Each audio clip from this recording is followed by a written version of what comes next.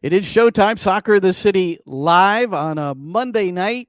A rather interesting day in the New York City Football Club's history, no question about it, as the second coach in their history has departed mid-season. Ronny Deila has accepted the position at Standard Liege after 2.5 years and an MLS Cup title with New York City FC. He'll be replaced by Nick Cushing, his top assistant, on an interim basis. So Cushing, for now, the interim head coach. We'll get into that. He signed an extension today, along with assistants Rob Vartugian and Mehdi Belushi. So we're going to hear from Ronny Deila a little past. He has not made any present comments about his departure. Nick Cushing today, and also something I did with him earlier in the year. Well, earlier 2 years ago. You'll hear that. It's pretty interesting, I think. David Lee, sporting director, today's press conference. Alexander Collins, rough day for our guy Collins. Peru knocked out on penalties, although Collins made his penalty like he did against New England and Portland in the MLS Cup playoffs. And World Cup venues are going to be announced on Thursday. They're having a big extravaganza at the Statue of Liberty for the what we would imagine is it's all the North American announcements, and we figure MetLife Stadium will certainly be one of them. Ironically, on the same night that Paul McCartney, one of the Beatles, will be performing at MetLife Stadium. Here they are, everybody. I'm Glenn Crooks, and these other two guys are here. They're part of the broadcast team for New York City FC on the radio commentary side. I'm on the English, Roberto Abramowitz on the Spanish, and John Rojas, who can do either. He's really remarkable. And as Roberto reminded me, yes, he did an English commentary as well, a couple of times. So I don't want to forget that, Roberto. So forgive me at any time that I don't make that clear. But gents, the news that we're going to spend most of the hour on, Ronny Deila gone, and Nick Cushing is the main man now. And I guess no surprise over the recent reports and what we discovered for the press conference today, that Standard Liège contacted Ronny Deila or his representatives, and the club had to contact the club because of this compensation feature, low seven figures that New York City is getting for this. But it was only about a week ago. So things happen pretty quickly. Yes? That is accurate. That's 100% accurate. Within a week, everything happened. As a matter of fact, I had spoken with Efrain Juarez on Friday afternoon, and he said that he hadn't heard anything at that point, and that he had just come back from Mexico, and that he was going to speak to Ronny that night. And then the next morning, he texts me and he says, "Yeah, the story's happening. We're very close to signing. It's going to happen." So that's how I found out, and that it was true. So yeah, everything happened very, very quickly, and then the announcement was made today. But the team was ready for this. The fact that they had Nick Cushing there, the team is ready for this. I really feel that it's going to be a smooth transition. I don't think, it's not like you're bringing somebody fresh who doesn't know the team and they's got to start from zero or anything like that. So, I think it's a good situation for Nick Cushing, and it's his job to lose. John, were you at all surprised by Ronny Deila's departure? Not necessarily maybe the departure, but going to a Belgium team, finished 14th. You'd have to look at the top tier of Belgian football. You can't rate it that much higher, I guess not much lower than Major League Soccer. But what do you think? Yeah, I mean, if you don't have information, you may be surprised. If you read between the lines and the events that were coming through the season, it is a huge chance, a huge opportunity that he will leave in the middle of the season, because the fact of the European transfer market is happening right now, right? The window just opened for clubs and it's going to end on August. So they need the coaches to start preseason and build those rosters. And as it was mentioned, for example, today in the press conference, the conversations between the club, New York City FC, and Ronny Deila to work on an extension began after the final, right? So you have 6 months and you don't have an extension of contract. That means he had his options. He wanted to have his options open to go back to Europe. Well, here is sporting director David Lee today addressing just that. The conversations were fairly normal. I think Ronny was interested in staying. We were interested in keeping him. And then I think the conversations have progressed over a number of months until we get to this point. And I think, Ronny said in the release today it was a really hard decision. And I know from speaking to Ronny a lot over the last couple of weeks in particular, it's been very difficult for him to try and decide. But, the plan was not to come into the season and have a coaching change in mid-season. I think we wanted Ronny to stay, and we now get to this point where we weren't able to agree an extension before now, and Standard Liège were able to meet a clause in his contract that meant he had a decision to make. Yeah, and they're. Whoop, John, we can't hear you. Gotta get your mic back on, Johnny. Okay, I got you. Yeah, because it comes a question right away from me to you. It's not run for Ronny. It's actually the way the business goes about. But the fact that they started the conversations and, yes, David Lee says he wanted to stay. But at the end of the day, if there's another option that takes me back to Europe, I will leave. And that's why I have this window open. Otherwise, he will sign an extensions right away as soon as, they got into agreement on the economical side. So it wasn't the economical side. It was just a matter of a better package for him in terms of being maybe closer to home and that kind of stuff. But there's also a relationship there, John. Fergal Harkin was named the sporting director on May the 17th at Standard Liège. He was the football partnerships and pathways manager at Manchester City, and they knew each other and had a relationship. So it's not accidental, this new partnership at Standard Liège, where if they were 14th at the table this year, he could almost only be a rock star. There's only one way to go but up, almost.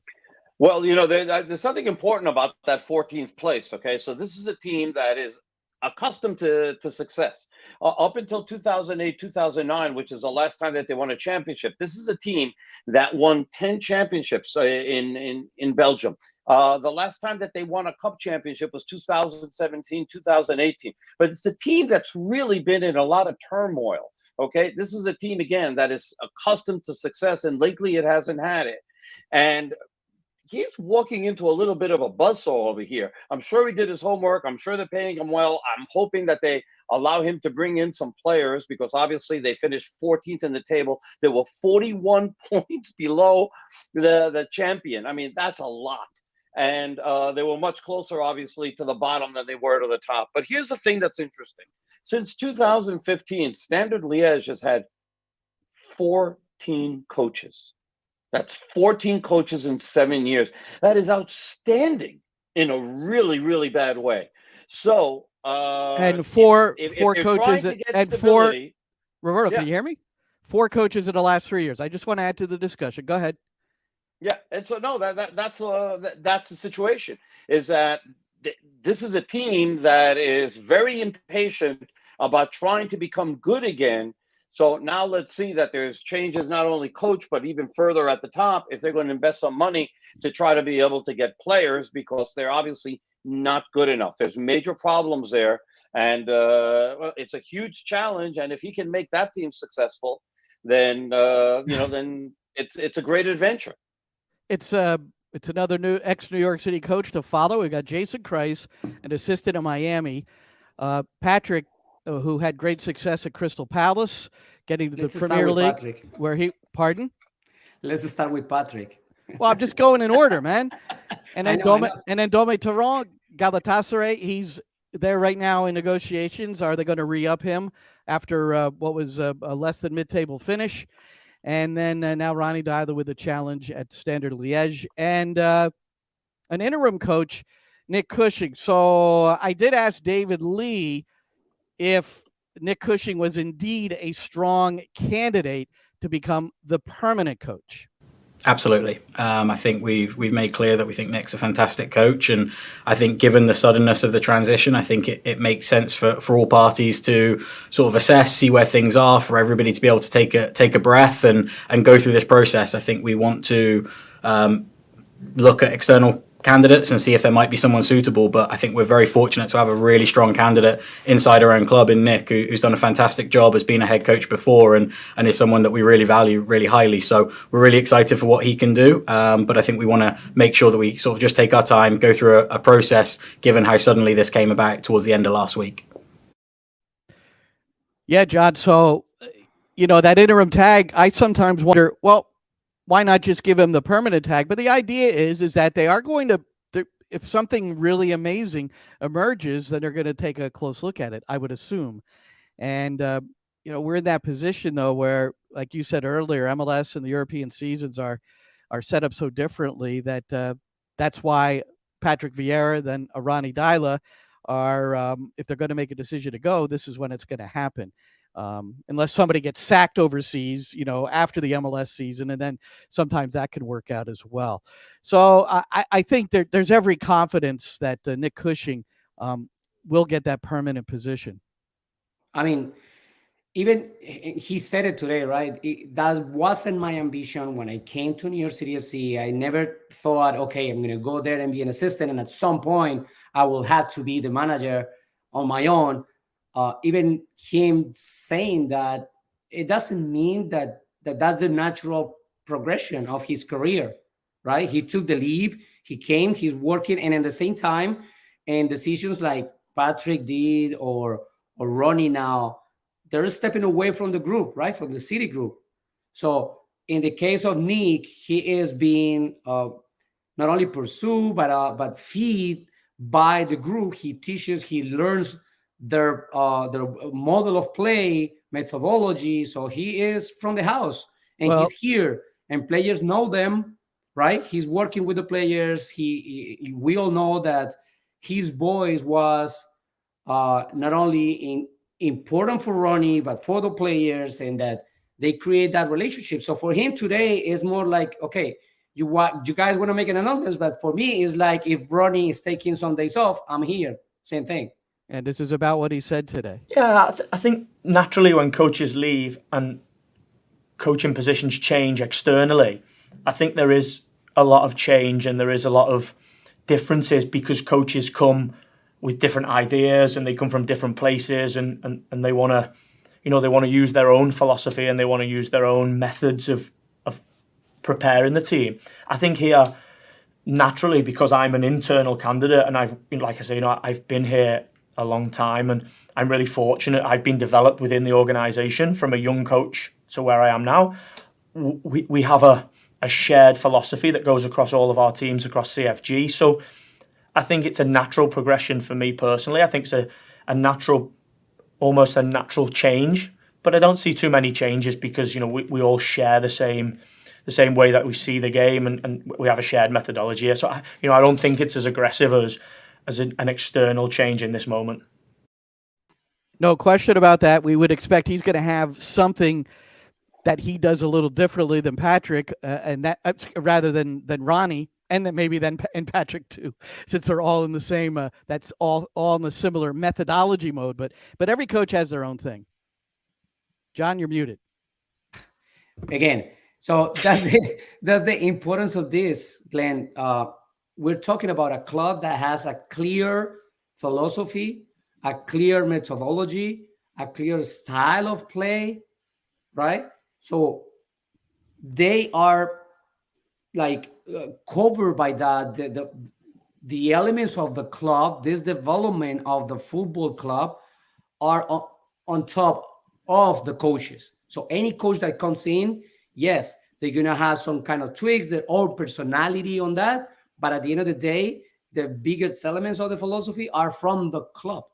So that's why a guy like Nick is an important piece on any club. We remember back then when he was assigned basically or named by New York City FC, we thought in that moment, right? I mean, they bring in someone from the house. So if something doesn't work with Ronny Deila, they have a replacement right there.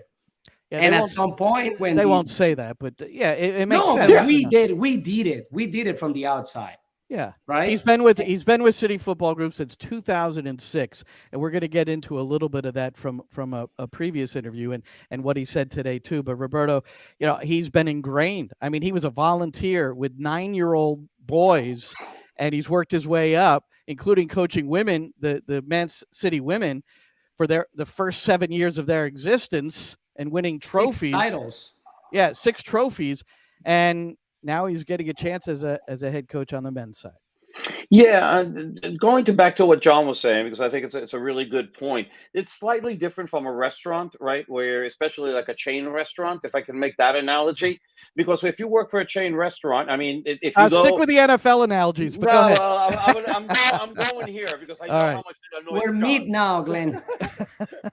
And he might be hungry, so it's going to be even better. Stop and shop analogies. Go ahead. Here exactly. So no, but the point being is that if you go to let's say an Outback in Ohio or in California or in New Jersey, the steak has got to taste the same. The blooming onion has to taste the same. You're right. Yet when it comes to something like this, yes, there's a general philosophy, but the coach or the chef, if you want to, gets to experiment a little bit. It gets to put a little bit of his own style in this. And I think it's going to take a little while. I think that he's not going to try to change everything in one shot, but I think that it's going to become very, very incremental, that he's going to be making some very subtle changes with the team, and we'll see how that goes. As you said, he has his own ideas of how he wants to do things. I think it would be crazy to change everything, especially when you're coming with a team that's won 7 out of its last 8 games. It has 6 straight shutouts. I mean, there's so many things that are going well, and it's so strange to lose a coach when things are going so well. And now it's happened to New York City twice. And so, normally when you make a midseason change, it's because there's a big problem. But This isn't the case. It's totally the contrary. This team right now is carbureting as well as it ever has. And now you have a coaching change, and you really don't want to mess this up. You want to continue to do what's working with a team that is playing extraordinarily well within MLS. The unfortunate part about having similar methodologies and menus in restaurants is if it's Olive Garden, because it tastes the same at every Olive Garden as well. Just thought I'd throw that out there. But anyway, yeah, Nick Cushing. Well, let's hear a little bit more from the new head coach for New York City FC, who has had head coaching experience. I think one of the positives is I've done this role previously, and although I've been an assistant coach for the last 3 years, 3 seasons, previous to that, I was a head coach for 7 years, and so I'm comfortable in this role. I understand how the role is slightly different in responsibility, in decision making, in how you have to approach the role. But I think one thing that we have done really well over the last 3 years is we've built a solid process with this team, and not only do we have a solid working process, we have a team that has a real high work ethic. And when you have those 2 things, I think this change can be a little bit smoother, and actually we can get the consistency with the team. And I think, coming off the training pitch today, I was really pleased with the way that the training session went. And of course, there will be some slight changes and some small little things because every coach has their ideas. But, I continue to reiterate that when we hire coaches in this organisation, it's because they share the same philosophy that our organisation has. And that was no different with Ronny, that he was hired because he saw the game the same way that our methodology and our philosophy is. I'm no different. So I don't think you'll see so many big changes. I think you'll see a team that is prepared to go into the game and continue the performance level that we've had. And there's Nick Cushing from today, the new interim head coach for New York City FC. And before we continue, I want to play one more from Nick, but this is from May of 2020. If you don't remember this interview, you may find it interesting. It's on my YouTube channel. I put it up today on Twitter. It's 33 minutes with Nick Cushing, 2 months after he arrived from England to take over this position and get hit with the pandemic.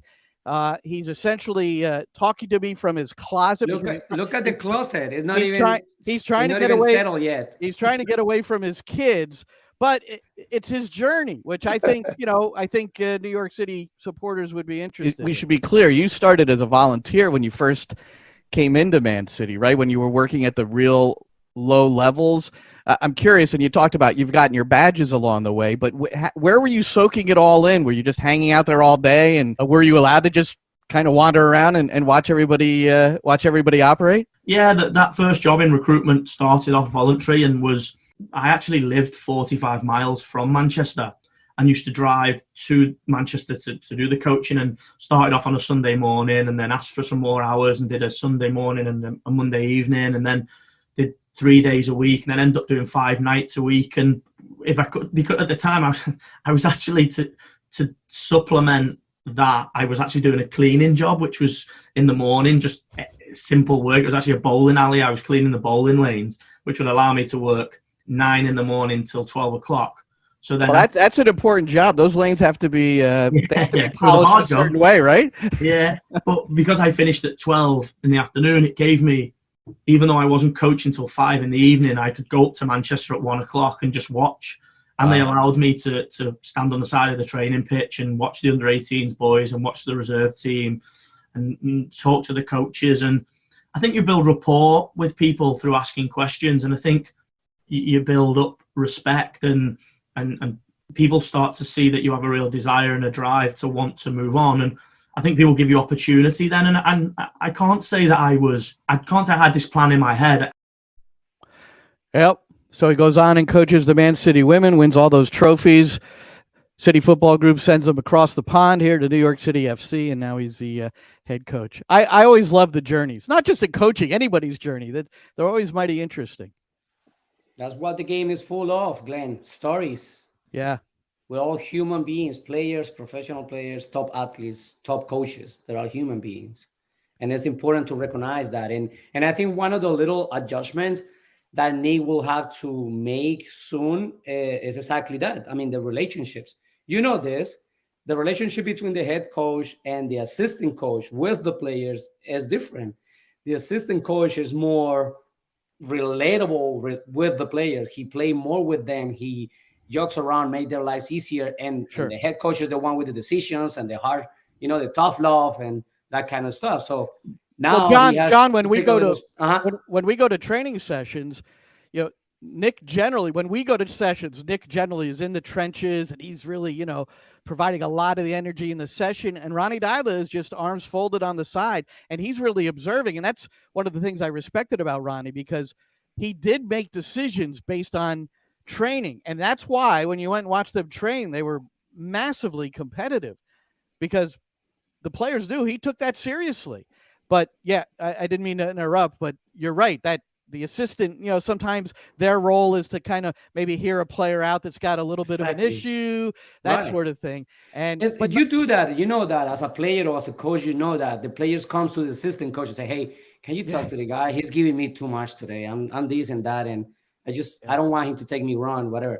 Now it's different because he's the one making the decisions. But also something that's very important is that he sits back and watches everything. He's a delegator, right? I mean, there was every coach had a pot of players that they were responsible for. And so, they were talking directly to those players all the time and training with those players a lot in different areas. And so now with Efrain leaving, for instance, that's going to become, a very important part of this as well. Not only Ronny leaving, but Efrain leaving, because Efrain was a guy who translated. He was the bridge between Ronny and everybody who either only speaks Spanish or barely speak any English. So now with Efrain gone, now they've got to replace that part of communication. Now they've, as David Lee said, there's got a lot of staff that's at Orangeburg all the time, and they're going to be able to communicate that way and things like that in the interim. But I think that's something that they're going to have to eventually replace. Huicho has to step up right now, and that's his spotlight right now. I know he's a goalkeeper. He may be training part of the training sessions with the goalkeeper crew, but he's the most, I will say the most prepared person to come and talk to the guys. He's a player and he can help the coaching staff with that kind of translation and messages and that kind of stuff, at least for the short term. And Eber has to step in for the Brazilians, and the Yeah. Portuguese too, perhaps. You know, I mean, Yeah, we he's could going to be say able Maxi to. Morales will do it too. But my point with Huicho is that he has, Luis his English Barraza. is a native, Yeah, right? Luis okay. Barraza. Yeah. Yeah. Thank you for the, I- thank you for the John's name. on a for beyond first name Very nice. relationship with Huicho. Yeah. Yeah. It's hard, it's No, sorry to well, Luis. my first thought again, and this is from the sporting side, which is generally where it goes first for me, is you're down 2 assistants. Excuse me, you're down 2 coaches, and everybody has these specific roles. Not only the morning of training, the training day, the game day, during the game, halftime. I mean, you have all these specific roles, which are now going to have to be adjusted, or someone's going to have to do more than they used to, that sort of thing. So I don't think they've worked out specifically how that's all going to go yet, because that question was sort of asked in both pressers. But one thing I wanted to ask David Lee, and this kind of plays into this missing 2 coaches. So you've had 2 coaches, Patrick Vieira and now Ronny Deila, leaving mid-season. So I wanted him to compare and contrast. I think they are similar in terms of time, but I think they're also very, very different. When Patrick left, I believe there was 4 members of staff departed at the same with Patrick when he went to Nice. This time we're only talking about 2. So I think that makes a difference. We also, when Patrick left, we hired externally immediately to fill the role. And I think what we've tried to build is, a succession plan and stability, and have people in place who we believe are ready to have a next step in their career and next step for when those opportunities arrive. And we think that's the case, obviously, with Nick and Rob and Mehdi, to continue the fantastic work that they've been doing for this club for several years. And so, I think that the situations are similar in timing, but I think they are also slightly different, both in, I think how stable I think we feel right now and around the club, and I think that's been a really key part of our messaging to the players over the past few days is the support staff and everything around the players is remaining very, very consistent. And then like I say, being able to be in a position, and very fortunate position, to have somebody like Nick, who we believe is ready to step up and step into the head coach role, is also slightly different than when Patrick departed 2018. Yeah, I think I remember vividly, Roberto, and Robert Tugian was mentioned there, Mehdi Belushi, both, congratulations to them both signing contract extensions today. But Dome Taran, who was the external candidate, but worked for City Football Group, so external, internal, but I know that the difference, internal meaning New York City FC versus somewhere else within City Football Group. But Dome Taran had visa issues as far as getting into the country. It was 2 weeks before he even got here. And Robert Tugian was partially running training sessions and showing practice clips to Dome, and they were trying to formulate a plan, and they really hadn't even met. So there's a huge difference there. Yeah, because this is going to be much smoother, and I think the team was set up for success by having somebody like Cushing there for all this time. Because if it came to the point where Ronnie was going to leave, either because he was very good or he was very bad, then they had a succession plan there. So the team is set up pretty well, and I'm interested to see. I'm really curious to see what happens with New York City going forward. I'm not scared for the team, and I don't think the fans should be either. I'm just curious to see, what winds up happening, because these are situations that don't happen very often. As I mentioned before, normally when you change a coach mid-season is because things are going horrifically wrong, not because, things are going tremendously well. And it would appear that Nick Cushing, in his interim role as New York City continues their season on Sunday against Colorado on an 8-game unbeaten streak. They're in first place in the East, second place overall. And David Lee said today, and he would know, there doesn't seem to be much movement on the Tati Castellanos. Everyone, I'm sure, can imagine when you have a player performing at the level as Tati has consistently now over the past 18 months, there's a lot of interest, and I'm expecting that interest to continue or potentially increase as sort of the summer market gets busier in Europe. We've had a lot of interest, a lot of phone calls.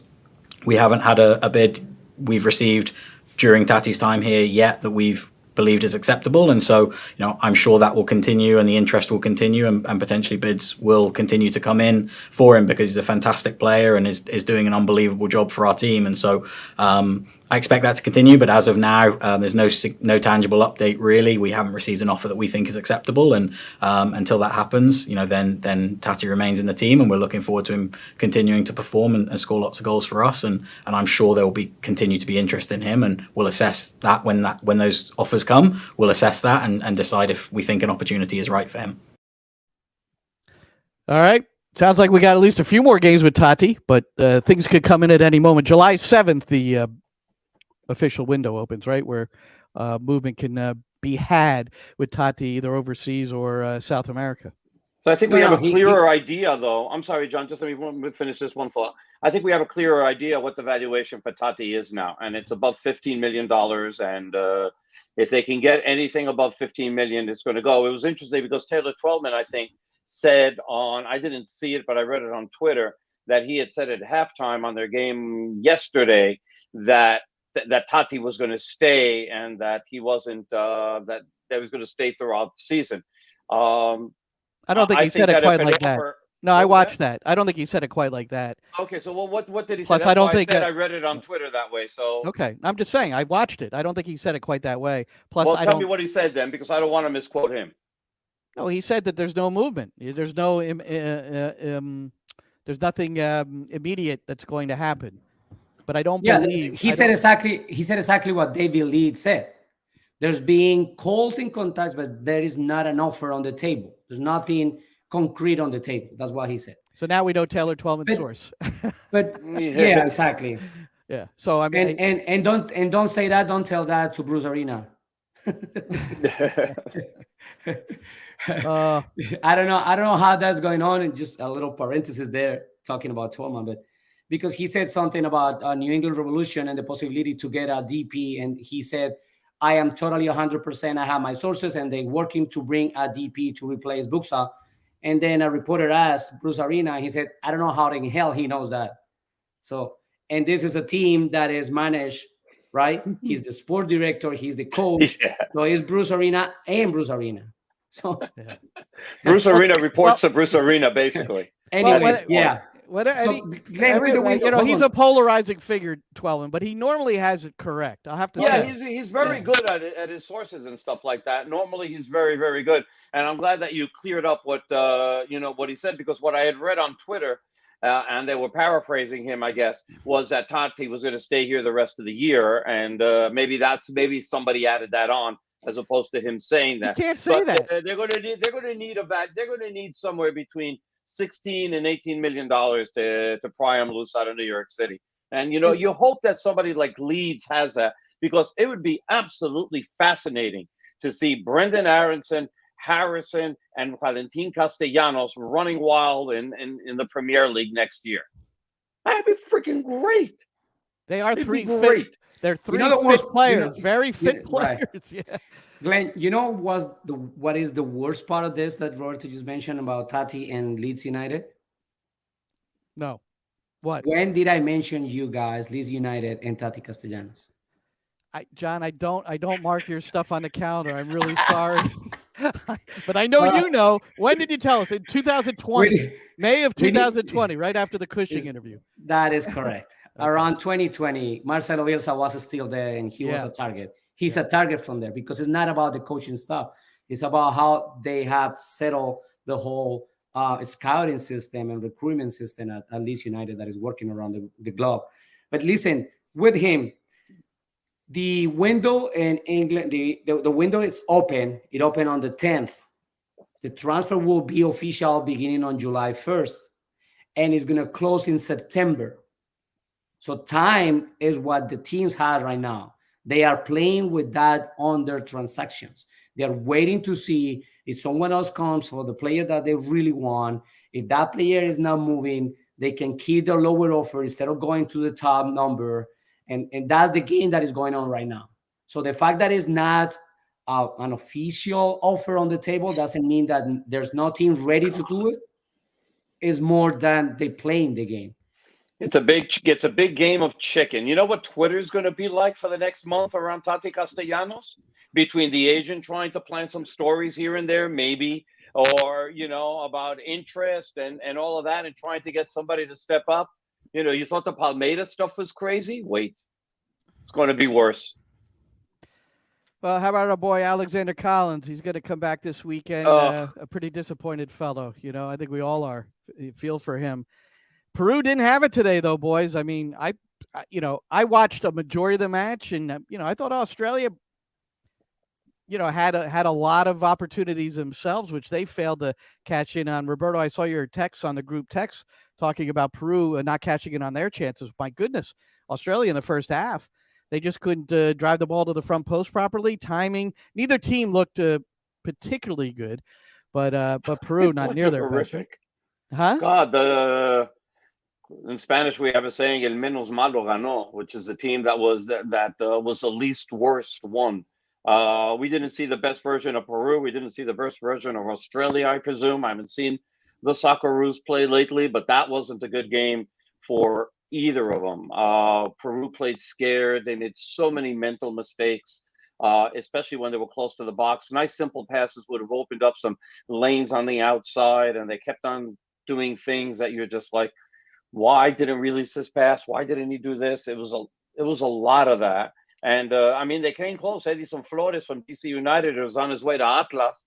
He had a great header, but it hit the post. I thought that Australia had the better chances for sure. They had the much clearer chances, but they couldn't put them in. Galeza made some saves, and they had some horrific shots. When they were wide open, and they literally shanked them. So it was a tough game to watch. So much riding on the line. Pressure got to both teams, and at the end of the day, Australia survives in penalty kicks. Well, how about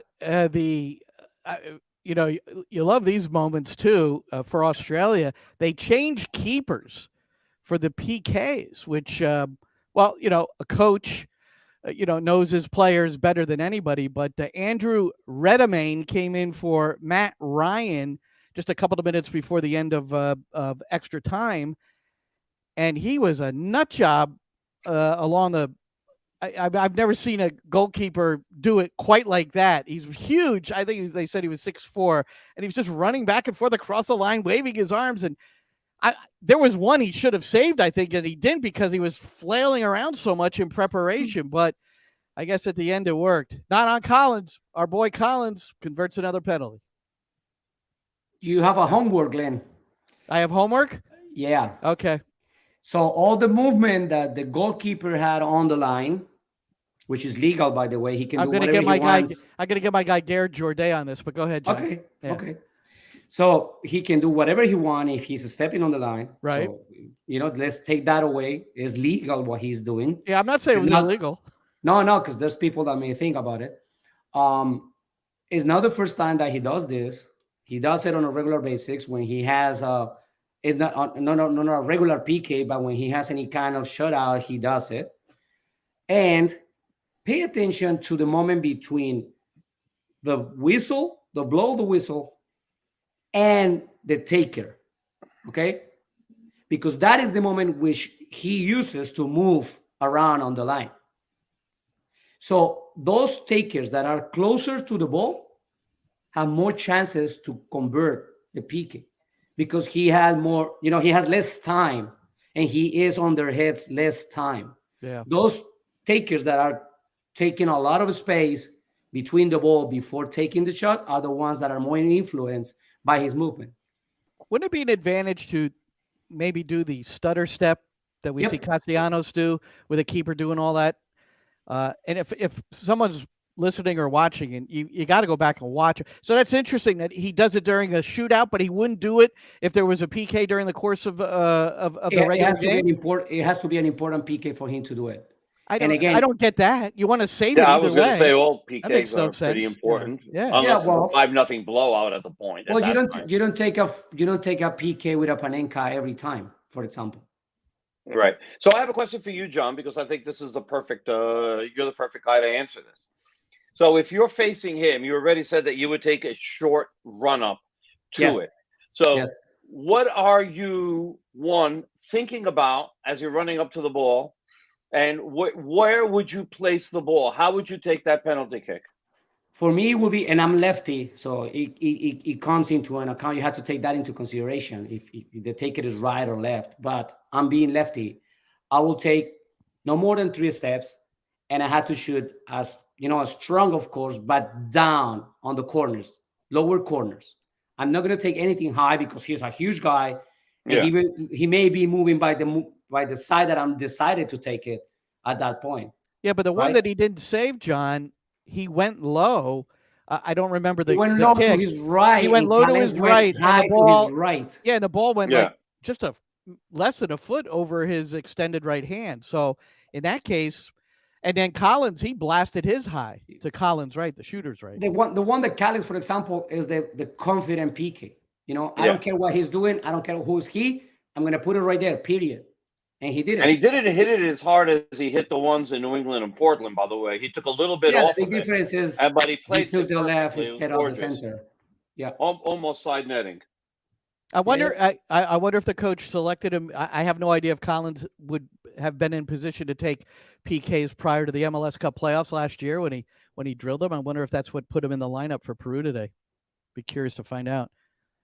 Well, they never had a shutout before. He's been a starter for Peru since Copa America, since midway of Copa America. He's been, once they put him in there, he's played every single game. I mean, I'm talking about PKs. Unmovable. I'm talking about PKs. I'm talking about the shootout. I thought you said place him in the lineup. Sorry. You should be sorry. Not listening to me again. Not only for that. Yeah, he doesn't listen. He sent texts during important games knowing that I know he's texting. What's going on in basketball tonight?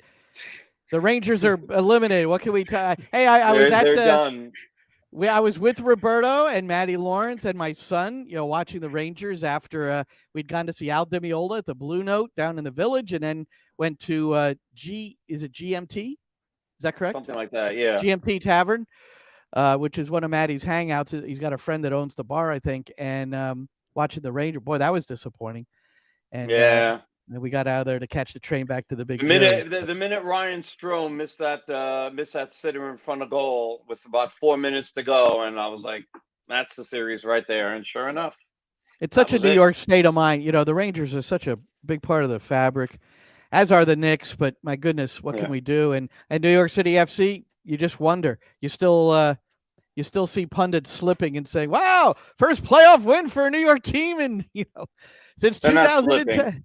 Yeah, but they're not slipping. That's the problem. If they were slipping, you'd say, all right, I understand this. They purposely leave it out. They keep on going back to the Giants winning the Super Bowl in February of 2013.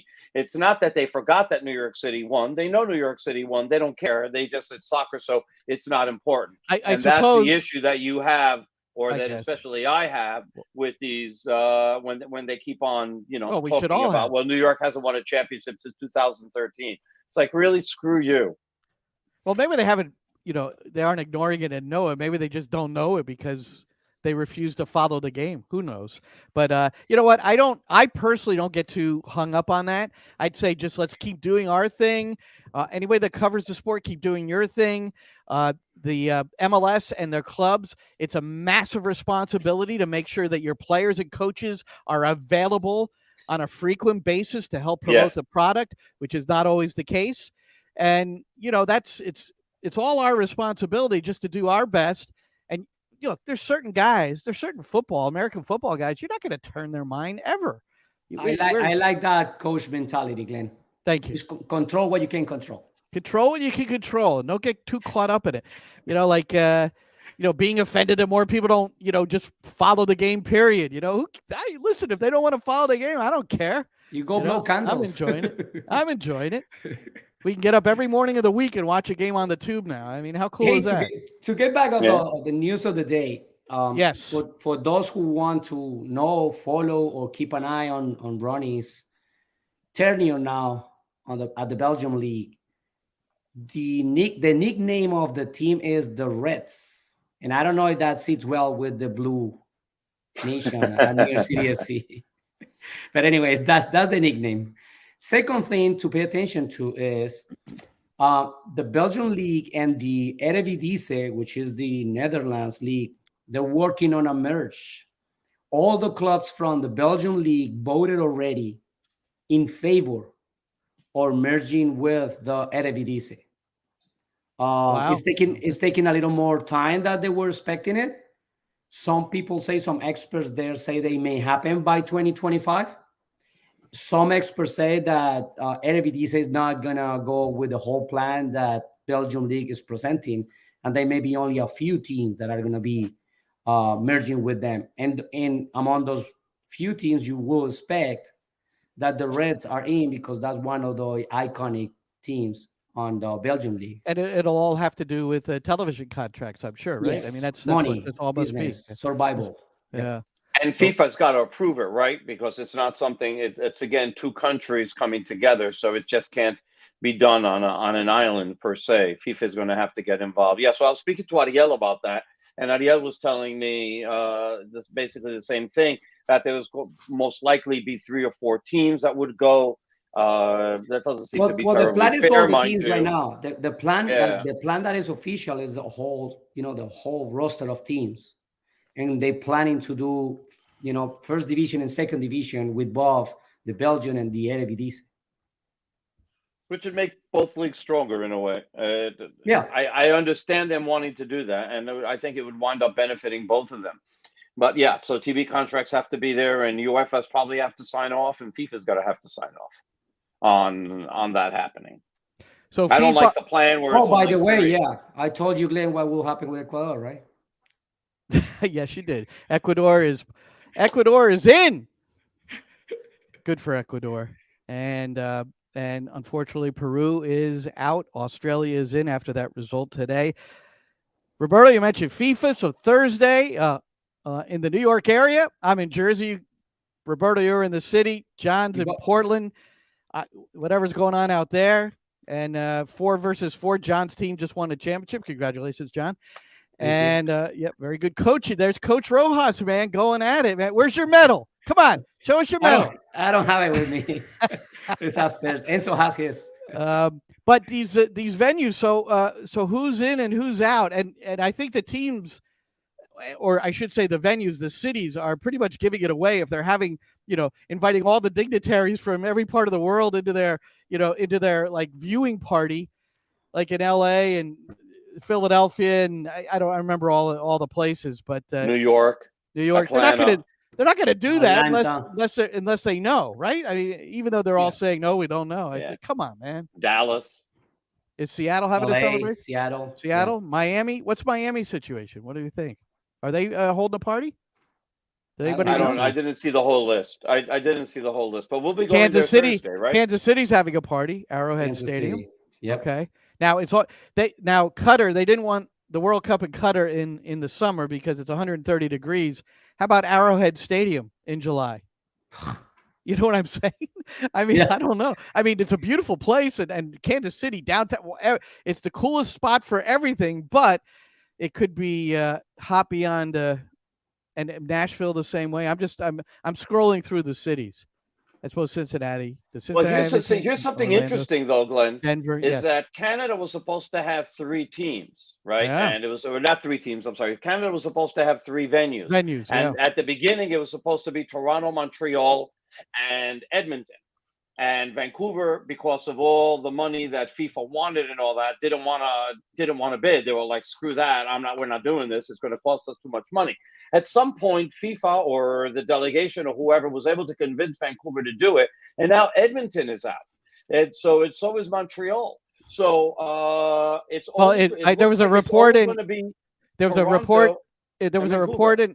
there was a report in Front Office Sports this morning, which I get every morning. You should get it. It's free. It comes into your inbox. It's really got some great business stories. Front Office Sports. And the report is that I think what you just said, Toronto and Vancouver are going to be the venues. Edmonton. Yeah, I know. But I mean, this is an official report of people that follow it closely, if you don't mind. But the point being is that if that happens, right, and you're saying it's official, fine, and I had read it as well. But when that's announced officially, then what winds up happening is that there's a possibility of there being an 11th city within the United States getting games. Edmonton. So that would add, because in Mexico, it looks like it's only, well, it even might be even more, because in Mexico, what I had read is that only Azteca had been approved, and maybe there are not going to be games in Monterrey or Guadalajara, which would be horrific. I'd be very disappointed. Really? Well, Yeah. that's I hadn't heard that. Edmonton still thinks there's an outside I don't know shot. if his So sports didn't tell you that, Glenn. they're not. They haven't. Well, that wasn't part of the story. The story was Oh. all about north of the border. Edmonton says they still have a chance. They haven't been closed out yet. So, Oh, okay. so we'll see about that. How about Giorgio Chiellini going from Juventus to LAFC? 37 years old. What are your thoughts, boys? While I show the numbers to everybody, look at the numbers on this guy, man. He's unbelievable. Oh no, yeah, of course. He won everything that was there to win. No, with the national team, with Juventus. The thing is, Glenn, and I'm gonna stick to my point. To any kind of addition to the league, either DPs, TAMs, international players, that comes with any kind of pedigree or age. I don't care if he is 36, and I don't care if he is 21. But if they had to come with the right mentality and attitude to this league and to this competition, and they will be a really good asset to the teams that they're coming to. Otherwise, I don't care if it is Messi, and I don't care if it is Tati Castellanos when he came in being no one but with, if they don't come with the right mentality, Ezequiel Barco, for example, you have to come with the right mentality. And then you're going to be a really important player here, and everybody will love him. You would think Chiellini is going to be coming in with the proper attitude. It would be hard to imagine. And they signed him with TAM, so no DP thing. Mm-hmm. And I like the fact he holds a master's in economics and economic sciences. I don't even know what that is, from the University of Turin. But very nice. I mean, I think LAFC, I mean, obviously he can be a really important player for LAFC. And I think they're also going to treat him with kid gloves, meaning I don't think he's going to be playing too many games on artificial turf. I don't think he's going to be playing too many games in 115 degrees and things like that. That is insane. Right. So that is I think insane. So why are you wasting on a spot on someone and money on someone? No, you need a contributor. You don't need a pennant to move around and bubble around. And no. You have a player that comes and contribute, period. Okay, that's the big point. That's the big issue. I'll go, but I don't going to go with the Heat. I'll go, but you know what? Stay home. That was the Steven Gerrard. That was Steven Gerrard. No, it's not that he doesn't want to play. The thing is that LA may want to protect him from those things. So because they want him to put everything on the field every single day. Period. Well, they've got a 19-year-old. Otherwise, it doesn't make a change. Why? It could work. They've got a 19-year-old center back, right? Mamadou Fall. Yeah, the center back for them are really good core. I mean, Mamadou Fall is a really young guy. They have Segura back. Is he back in from injury? He's now back from injury. Right. So he's regaining his game fitness. He needs that. You know that. So he's physically healthy now, but he needs the fitness, the game fitness. And then they have Jesus Murillo. That's the other center back. They're all young guys. I mean, Fall, of course, is the really young of that core. But Chiellini will be a great addition with the other tools, helping develop them and give them the experiences that he has and taking them under his wing. But what I don't agree, because and sorry, Robert, but it's like I'm hearing this from many other people in MLS, and this is such a bull. He comes for the big games because LAFC wasn't be able to win any kind of big game, so he's going to be ready for that. You don't need him for Sunday. You need him for the final. How the heck you get in the final if you don't play on Sunday? Simple as that. You don't pay money to players to come and, get the air and say, okay, I'll play when I feel we're going to win and everybody's no. It's not him. It's not him. It's the way they use him. It's worse on the institution if they do it. It's worse on them. If the club is willing to do that, it's worse. Well, the thing is that we're going to get a chance to see it come July and how they wind up using him. 18 see. 18-month contract. So I think He's he'll twice be- the age of Mamadou Fall. So what? So if that is too heavy on you, don't bring him in. Of course. Man, I would love to play. Imagine that. alongside him. Imagine that. The contract is 18 months. You do as an institution what you're saying you're doing, right? Okay, I don't take him to Salt Lake City. I don't take him to Seattle because I don't take him to Atlanta. I don't take him to Colorado. So he's going to play what, 10, 15 games in 18 months for them just because I'm taking care of him? I don't need to take care of a player. I need to take care of my club as a club. All right.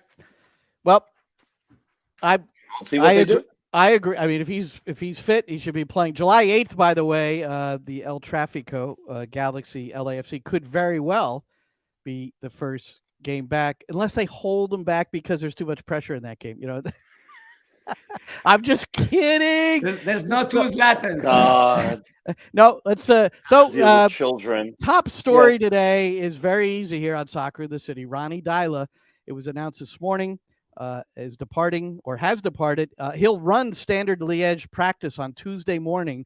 So he's already over in Belgium. He's going to run their training session. Nick Cushing ran his second training session today as the interim manager for New York City FC.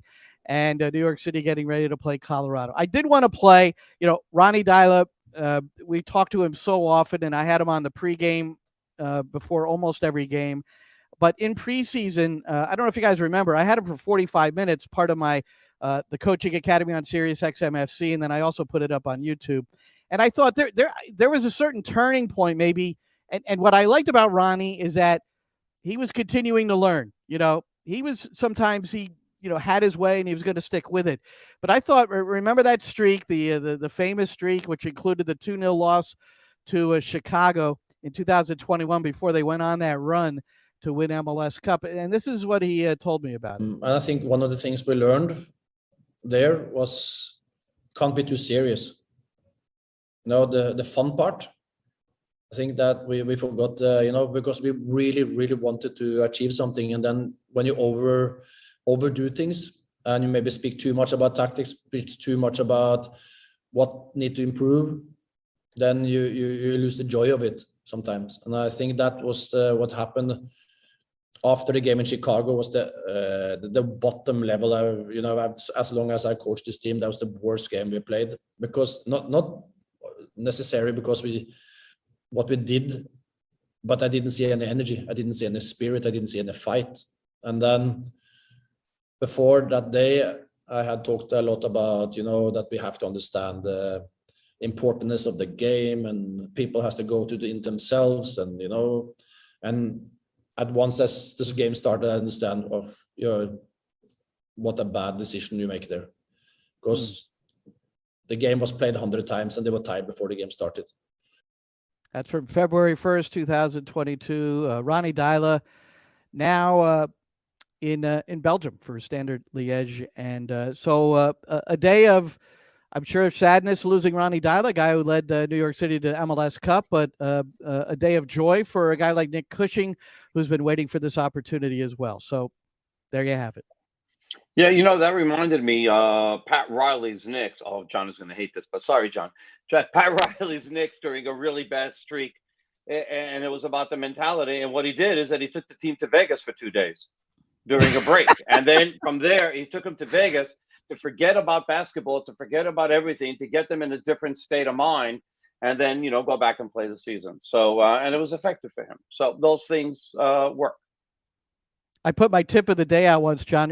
I think John liked this one. It was one of those, if you sense that your team is really struggling, they're just completely overwhelmed and it's not going well, consider altering your training session or just taking them out for a couple of slices. And I think you do have to recognize that. And I think we should recognize that Ronny Deila could look outside of himself and really had a clear picture about the people. And which is why I think he'll always have success. I have a question for both of you, and it's me bringing topics from Twitter world. Okay, so I read today after the announcement from someone, and it's not necessary to credit anybody because this is a conversation around Twitter, but they were saying NYCFC is such a good roster. It was built so well that Ronny Deila didn't have so much of an impact, and whoever was the coach will won MLS Cup and will do what he did. I don't think so. You know why? Because it takes more. It takes more than the depth of the roster to manage a team, right, John? I don't buy that at all. And when you listen to Rob Vertughian, Nick Cushing, Mehdi Belushi, some of the players we've been able to interact with, I think his ability to bring this team together and keep them, in a positive way during moments that we would construe as negative, and knowing that it's just the course of life that we're going to get through if we do it together. I think he was able to get that message across, and not every manager can. And so I would disagree with that just because of that. But yeah, the roster's been built pretty nicely, I think. I agree with that part for sure. The roster is very nice, but you have to have the right guy who can take that roster and get the most out of it. And you can have the best players, but that doesn't necessarily mean that you're going to win a championship every year or you're going to win a championship at all. So no, I think the manager has a lot to do with it. I don't think you can just plug in any manager and they're going to win anyway. Remember, that team was on a 5-game streak of not scoring goals. And then they were able to turn that around, and then from then on, they didn't lose. So, you're not going to win all the time just because you happen to have the best talent in the league or any given day. So, no, I agree. Okay. All right, and yes.